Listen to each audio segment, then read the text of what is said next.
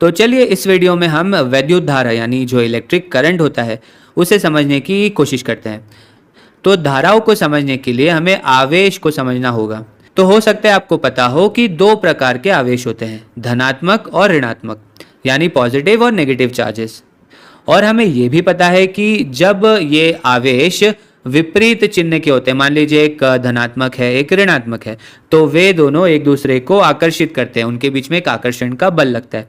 और हमें यह भी पता है कि अगर उनके चिन्ह समान हो, मान लीजिए दोनों धनात्मक है या फिर मान लीजिए दोनों ऋणात्मक है, तो दो धनात्मक आवेश एक दूसरे को प्रतिकर्षित करेंगे या दो ऋणात्मक आवेश एक दूसरे को प्रतिकर्षित करेंगे, यानी कि रिपेल करेंगे। ये हमारा स्थिर वैद्युतिकी यानी कि इलेक्ट्रोस्टैटिक्स का एक मूल विचार है। तो सजातीय आवेश एक दूसरे को प्रतिकर्षित करते हैं तथा विजातीय आवेश एक दूसरे को आकर्षित करते हैं। तो उम्मीद है आपको आवेश के बारे में ये कुछ मूल बातें समझ आ गई होगी। तो चलिए अब हम ऐसा करते हैं कि हम ये देखते हैं कि ये जो आवेश है वो हमें कहाँ पर मिल सकते हैं। तो मान लीजिए हमारे पास एक तांबे का तार है यानी एक कॉपर का वायर है। तो जो तांबा होता है उसके जो परमाणु होते हैं, मान लीजिए वो कुछ ऐसे दिखते हैं। तो तांबे के परमाणु में एक नाभिक है, एक न्यूक्लियस है जिसमें कुछ प्रोटॉन है कुछ न्यूट्रॉन है, और इस नाभिक के बाहर कुछ इलेक्ट्रॉन जो है वो घूम रहे हैं। ये जो कक्षाएं दिख रही हैं आपको, इनमें इलेक्ट्रॉन्स घूम रहे हैं और इन कक्षाओं में हम इलेक्ट्रॉनों को भी यहाँ पर बना देते हैं। तो उम्मीद है आपको यहाँ पर ये समझ में आ रहा होगा। तो नाभिक के चारों तरफ कक्षाएं होती है जिनमें इलेक्ट्रॉन घूम रहे होते हैं। तो कक्षाओं को हमने ये वृत्त के रूप में दर्शाया है और जो इलेक्ट्रॉन हैं उन्हें यहाँ पर हमने ये ऋणात्मक चिन्ह के रूप में दर्शाया और ये जो भी छोटे छोटे वृत्त है उनसे दर्शाया है। एक और बात, जो कॉपर यानी जो तांबा होता है उसको हम Cu से निर्दिष्ट करते हैं और इसका परमाणु क्रमांक यानी कि जो एटॉमिक नंबर है वो 29 होता है, 29 होता है। इसका मतलब है कि इसके अंदर 29 प्रोटॉन होते हैं और 29 इलेक्ट्रॉन होते हैं। अब तांबे के परमाणुओं में एक खास बात होती है। तांबे के परमाणु में जो आखिरी कक्ष होता है, जो सबसे बाहरी ऑर्बिट होता है, उसमें केवल एक इलेक्ट्रॉन ही उपस्थित होता है। और ख़ास बात यह है कि इस इलेक्ट्रॉन को निकालना सबसे आसान होता है।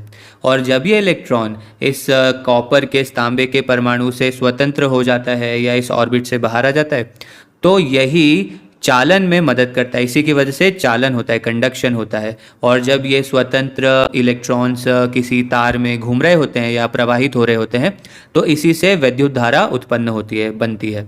तो मान लीजिए हमारे पास तांबे का एक टुकड़ा है। तो हर एक तांबे के परमाणु में जो ये बाहरी इलेक्ट्रॉन होता है, जो सबसे बाहर वाला इलेक्ट्रॉन होता है, वो धारा में योगदान देता है।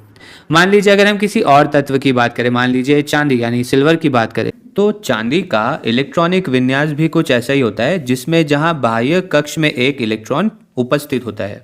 इसलिए चांदी और तांबा इतने अच्छे चालक होते हैं, इतने अच्छे कंडक्टर्स होते हैं। अब हम एक तांबे के तार को बना देते हैं। तो ये रहा तांबे का तार।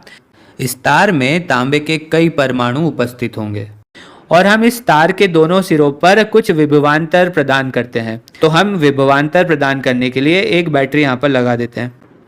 ये बैटरी का ऋणात्मक टर्मिनल और ये बैटरी का धनात्मक टर्मिनल, और हमने इसको जोड़ दिया।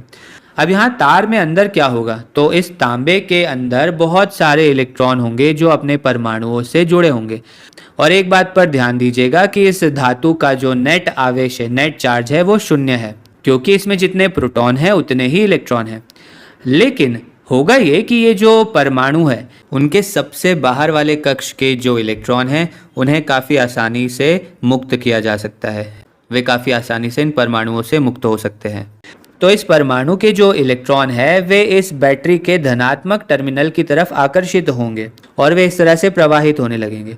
अब क्योंकि इलेक्ट्रॉन इस क्षेत्र से बाहर चला गया है, तो ये जो क्षेत्र है यहाँ पर नेट धनात्मक आवेश हो जाएगा और इस वजह से ये जो पीछे के इलेक्ट्रॉन है ये आगे आएंगे इस तरफ, और फिर जब यहाँ से इलेक्ट्रॉन आगे बढ़े तो इस रीजन में, इस वाले क्षेत्र में धनात्मक आवेश हो जाएगा, तो फिर इसके पीछे के इलेक्ट्रॉन आगे आ जाएंगे। तो इस तरह से जो इलेक्ट्रॉन है वो थोड़ा थोड़ा करके आगे आते जाएंगे।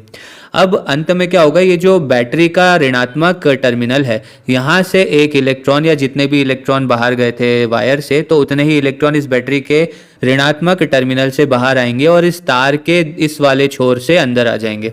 तो फिर से ये जो तार है वो न्यूट्रल हो जाएगा, उस पर नेट आवेश 0 ही रहेगा। तो जो भी इलेक्ट्रॉन तार से बाहर जा रहे हैं, बैटरी उतने इलेक्ट्रॉन तार को वापस से प्रदान कर रही है। तो इस तरह से ये जो प्रवाह है, इसी से धारा, विद्युत धारा पैदा हो रही है। तो आवेश जो है, ऋणात्मक आवेश, वो इस दिशा में आगे बढ़ रहा है, प्रवाहित हो रहा है। अब प्रश्न ये है कि यहाँ पर ये जो प्रवाह हो रहा है, हम इसे कैसे मापें? तो हम क्या कर सकते हैं, हम धारा को परिभाषित कर सकते हैं, हम धारा को एक संख्या दे सकते हैं। तो हम जो करते हैं वो ये है कि हम एक सीमा या एक क्षेत्र ले लेते हैं और हम ये बोलते हैं कि इस क्षेत्र से 1 सेकंड में जितने इलेक्ट्रॉन या जितने आवेश गुजरते हैं वो इसमें बहने वाली धारा होती है। तो देखिए हमें क्या करना है, तो मान लीजिए हम यहाँ पर खड़े हो जाते हैं और हम ये गिनते हैं कि इस क्षेत्र से 1 सेकंड में कितने इलेक्ट्रॉन गुजरे हैं। ठीक है, तो मान लीजिए हम यहाँ पर स्टॉप वॉच चालू करते हैं और 1 सेकंड में कितने इलेक्ट्रॉन गुजरे हैं वो देखने की कोशिश करते हैं। तो आप देखेंगे कि ऋणात्मक आवेश जो है वो कुछ इस तरह से प्रवाहित होंगे। अब हम ये करेंगे कि हम इस छोटे से क्षेत्र में जो इलेक्ट्रॉन 1 सेकंड में गुजर रहे हैं उसकी गणना करने की कोशिश करेंगे। ठीक है, तो हम आवेश प्रति सेकंड निकालने की कोशिश कर रहे हैं। और एक बात पर ध्यान दीजिए कि हम आमतौर पर आवेश को Q से निर्दिष्ट कर सकते हैं, Q से दर्शा सकते हैं। तो हम उसे यहाँ पर Q से दर्शाएंगे। तो ये एक ऋणात्मक आवेश है जो यहाँ से गुजर रहा है। तो इस क्षेत्र से 1 सेकंड में जितने आवेश गुजर रहे हैं, यानी कि जो आवेश प्रति सेकंड जो है, उसी को हम धारा कहते हैं। धारा को हम ऐसे ही परिभाषित करते हैं। ये नदी में बहने वाले पानी के समान है।